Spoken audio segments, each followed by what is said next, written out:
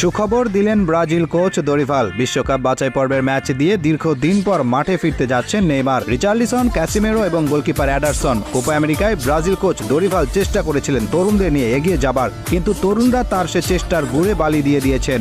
তাই এখন হুঁশ ফিরেছে কোচ দরিভালের। তিনি এখন বুঝতে পেরেছেন শুধু ক্লাবের বড় বড় নাম নয়, বরং ব্রাজিল দলের প্রতি যাদের ডেডিকেশন আছে, যারা ব্রাজিলের এই হলুদ জার্সির জন্য নিজের জীবন বাজি রাখতে পারেন, তারাই জায়গা পাবেন ব্রাজিল জাতীয় দলে।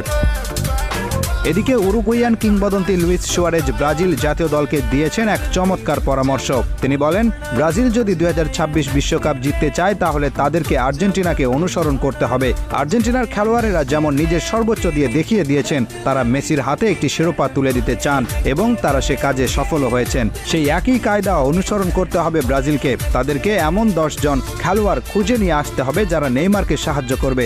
10 জন খেলোয়াড় যদি এমন তৈরি করতে পারে তাহলে বাকি কাজ